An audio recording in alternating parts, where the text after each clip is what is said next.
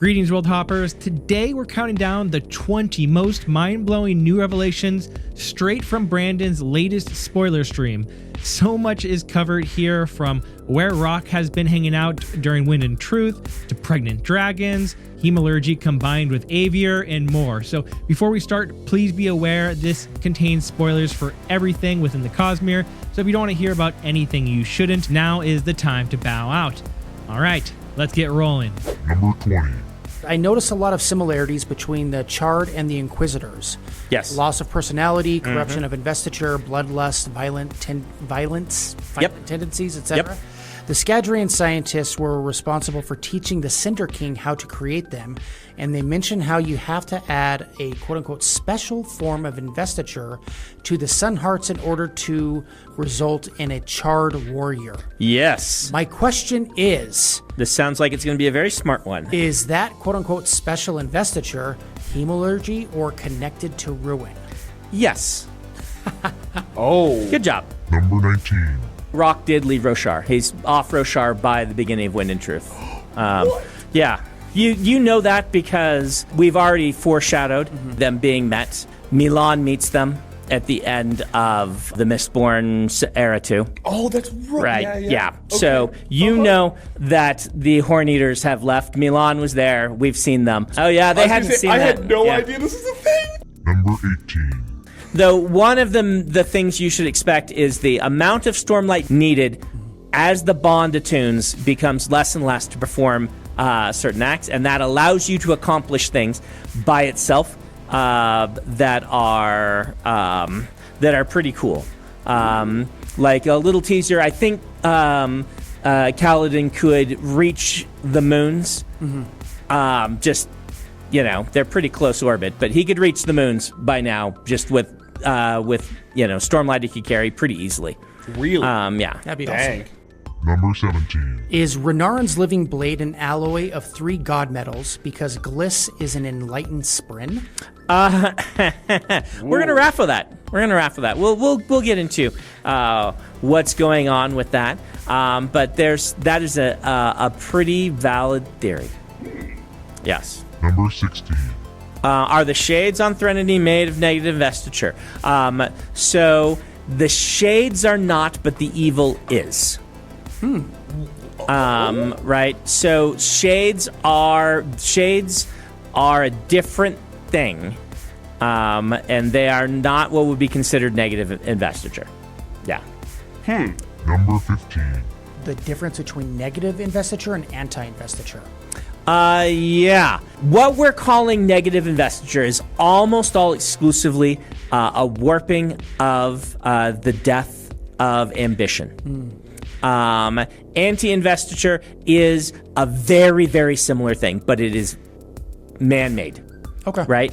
And they have similar functions, but the negative investiture is mostly self-aware in a very weird way, in a and the negative investiture built, or the anti-investiture built by Jasna things, it is functionally the same, but not Jasna, Navani, is functionally the same, but not self-aware, not necessarily from ambition. Number 14. Could humans and dragons have mixed species offspring? In fact, it is dragons in the Cosmere, the Yolan dragons only reproduce in human form.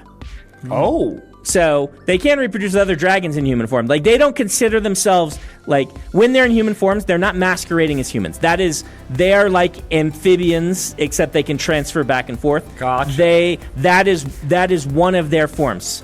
And they are anatomically human and can have children with humans. So, the children who are born are dragons. Okay. Yep. Number 13. Can anti-breaths be created? If so, what would happen to a drab who receives an anti-breath? Would they return to a quote-unquote normal state? Wow.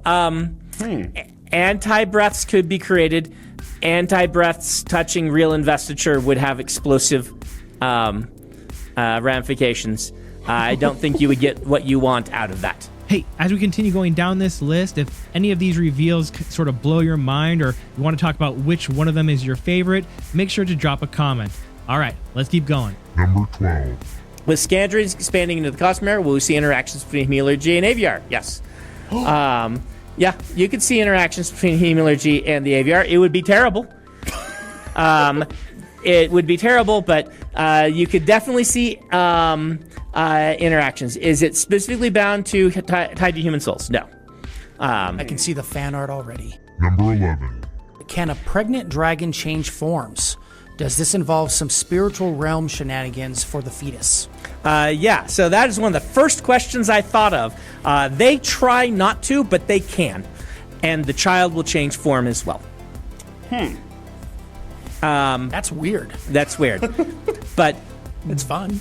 right now I have that when they're in dragon form, like, they do not have sexual organs. They still have some anatomy that would care for an infant. This is a thing I could change. You could read later on, I just put a lock on, that a pregnant dragon just is locked into their human form until they give birth. But that's why I have it right now. But they don't, in dragon form, they don't have sexual organs. Is this like the you can't fly after 6 months being pregnant kind of thing? Yeah, something like that. Yeah, the Cosmere version. So, but we still haven't had a lot of dragon protagonists and things like that, and so these things tweak as I write more characters. Number 10. Now that Odium is retribution, does he have access to the Surge of Adhesion? Will we see a 10th brand effused? 10th made? He does, and yes, you could see that. Yeah. And the final question is, can Yelagnar finally grant its host adhesion? Yes, could. Yeah. Number 9. Why didn't Nightblood cause an explosion or chip the Honor Blades while Szeth was fighting the Honor Bearers? Why didn't he cause an explosion or chip? So let's see if I can talk around or if I just have to Raffo this. Okay. Part of this is awareness on Ishar's part of what happened. Part of this has to do with the same mechanics of why some of the first attempts Raoden made with Aeondor were a little more explosive, reactive than anticipated. And there's some other things happening behind the scenes. Number 8. Which shard that we haven't seen yet are you most excited to write and for us to read, and why? Valor, probably. Valor's history with Hoyd is fun. And so, writing an almost all-powerful Shard of Aiden Alcium, who is also Hoyd's ex-girlfriend, Wait, what? is a lot of fun. Yeah. There's a good reason that Valor does not want Hoyd to find her. Let's just say. And he doesn't know where she is. So. Number 7. If a Spren found a Mistwraith, could they inhabit it to get a physical form? Ooh. This could possibly work. This is the weird one. I think it could possibly work. Possibly. I don't think it'd be natural, but I like the cut of your jib. Let's just say that. Number 6. Are Moash's crystal spikes a form of hemalurgy? Yes, they are. In fact, there is a point in, and I've told you guys this before, but just so that if you haven't heard it, there's a point in Way of Kings Prime where they are walking through some tunnels to escape from the city, and that city was a partial inspiration for Urithiru. It's what became Urithiru. And they look down a corridor, and behind that corridor is an unmade spike to the wall with crystal hemalurgic spikes. But we don't go over there. It was a seed for Book 2 that didn't happen. So, crystal hemalurgic spikes were were in the Cosmere from Way of Kings Prime. Number 5. Will the final era of Mistborn focus on Hoyd and his apprentices? Yes, you are wise. You are seeing something that I am setting up. You will definitely have some more interaction of Hoyd's apprentices in the final Mistborn series. Number 4. Endowment replied to Hoyd's letter telling him to leave Valor alone. Is there some form of prior relationship between the two, Endowment and Valor, before becoming shards? Endowment and Valor do have, don't read romantic relationship into this, but do have relationship. There are, and they've had more dealings since. They have, you could call those two, they've got a good friendship going. How about that? Number 3. In Isles of the Emberdark, we see the Scadrians use a machine to cut Chrysalis's connections between her hordlings. Yes. Would an Allomancer burning copper achieve the same result? Similarly, could a hordling be discovered by burning bronze? What a good question. So, this is in the same power portfolio as copper, but a Allomancer burning copper wouldn't naturally just do this. Can they be discovered by someone burning bronze? Again, in the same power portfolio, but no, an Allomancer burning bronze could likely, I would say, just would not detect one.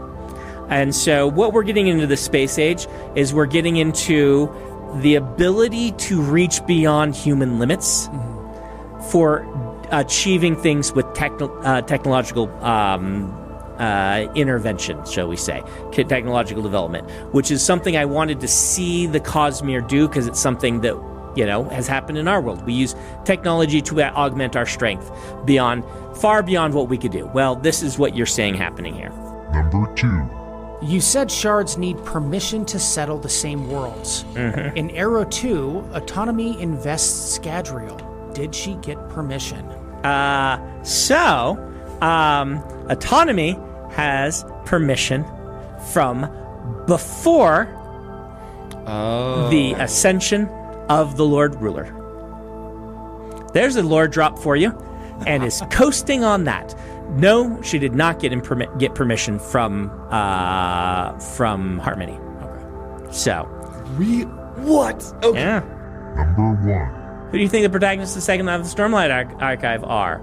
The protagonists of the second half of the Stormlight Archive are our 5 flashback characters, plus, so you've got Lift, Yasna, Renarin, Ash, and Taln. And then you will remain with Kaladin, Shallan, and Adolin. And I'd say you're going to get most everything from them. The Kaladin, Shallan, and Adolin should remain about the same level of import that they have. And that is our top 20. Now, if you've made it this far into this video and you want to continue getting more in-depth content in the Cosmere, make sure to subscribe to the channel. It's a new channel, so every subscription really helps.